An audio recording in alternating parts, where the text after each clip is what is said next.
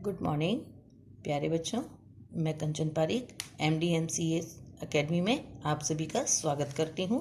आप सभी कक्षा 3 के विद्यार्थी बन गए हैं, इसलिए आइए मैं आपको हिंदी विषय के बारे में बताती हूँ। चलिए हम शुरू करते हैं। सबसे पहले ये आपकी हिंदी की पुस्तक है अनुराग की, जिसमें हमें अपना पहला पाठ पढ़ना है। चलिए पुस्तक देखते हैं, आगे चलते हैं।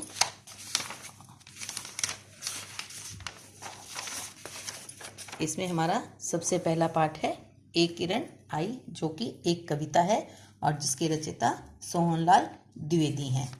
इस किरण में जो हमें किरण होती है, किरण का मतलब होता है जो प्रकाश होता है, उसके बारे में बताइए। प्रकाश की किरणें होती हैं, उसके बारे में बताया गया है। अब मैं आपको इस कविता को पढ़कर बताती हूँ और साथ में इसके बारे में जो इसकी पूर्ण विस्तृत विवरण है वो बताती हूँ।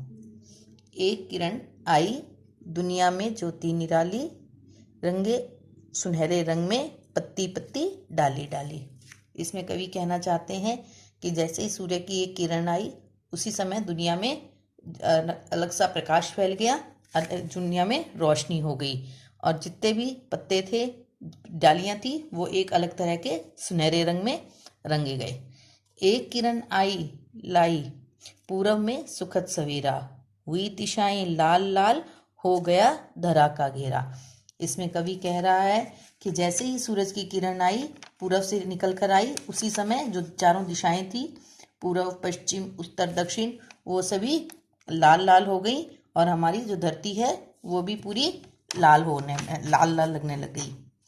एक किरण आई हंस हंस कर फूल लगे मुस्काने, बहा सुगंधित पवन गा रहे बोहरे मीठे गाने। जैसे ही सूरज की किरणें आई तो फूल थे, रंग बिरंगे फूल थे, वो सभी पूरे खिल गए। ऐसे लगना था वो फूल, ऐसे लग रहा था मानो वो फूल हंस हंस कर मुस्कुराने लगे हुए हैं। चारों तरफ जो मीठी सुगंधित पवन थी, फूलों की खुशबू से भरी हुई, वह बहने लगी और जो भंवरे थे वो ऐसे लग रहा था मानो मीठे गाने गा रहे हैं। एक किरण बन तुम भी फैला दो दुनिया में जीवन, चमक उठे सुंदर प्रकाश से इस धरती का कण कण। इसमें कवि कह रहे हैं जैसे एक किरण से चारों तरफ रोशनी छा जाती है, ऐसे ही तुम जो छोटे छोटे बच्चे हो, वो तुम लोग भी एक किरण बनो और अपनी रोशनी से पूरी दुनिया को महका दो, पूरी दुनिया में सबके जीवन में उजियाला कर दो। तुम्हारी जो चमक है, तुम्हारी जो किरणें हैं, तुम्हारी जो रोशनी है, उसके सुंदर प्रकाश से, यानी कि उसके किरण के सुनहरे रंग से इस धरती में चारों तरफ खुशियां ही खुशियां हो और चारों तरफ सुखी सुख हो। इसमें कवि का ये कहना मतलब चाहता है कि जैसे एक सूरज की छोटी सी किरण चारों तरफ प्रकाश कर देती है, सुंदर, उसके कारण हवा सुगंधित हो जाती है, फूल महकने लगते हैं, वैसे ही तुम भी अपने जीवन को इस प्रकार करो कि जैसे तुम्हारे खुशियों से, तुम्हारे कारण चारों तरफ खुशियां ही खुशियां फैल जाए। चलिए अब अपने इसके बारे में जो शब्द अर्थ हैं उसके बारे में बताती हूँ मैं आपको। ज्योति निराली। ज्योति निराली का मतलब होता है अनोखा प्रकाश, जो एक अपने आप में विशेष होता है। दिशा, हमारे 4 दिशाएं होती हैं, पूर्व पश्चिम दक्षिण और उत्तर।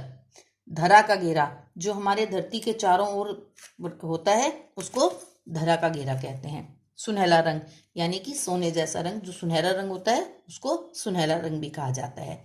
सुखद सवेरा, एक ऐसी सुबह जो हमें सुख देती है, जिससे हमें आने पर हमें सुख का एहसास होता है। सुगंधित पवन, यानी कि खुशबू से भरी हुई हवा, जो ऐसी हवा जिसमें अनोखी सी महक हो, उसको सुगंधित पवन कहते हैं।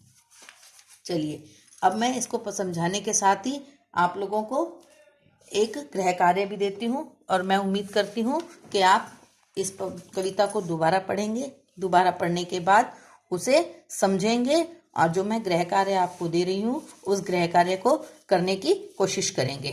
लीजिए, आपका गृह कार्य ये है और मैं पूरी उम्मीद करती हूँ कि जैसे मैंने आपको बताए हैं उसी को आप शब्दार्थों को जो मैंने बताए हैं उसी के हिसाब से आप इसके आगे लिखेंगे और इन्हें याद करने की कोशिश करेंगे। सवेरा, सवेरा का अर्थ होता है सुबह का समय।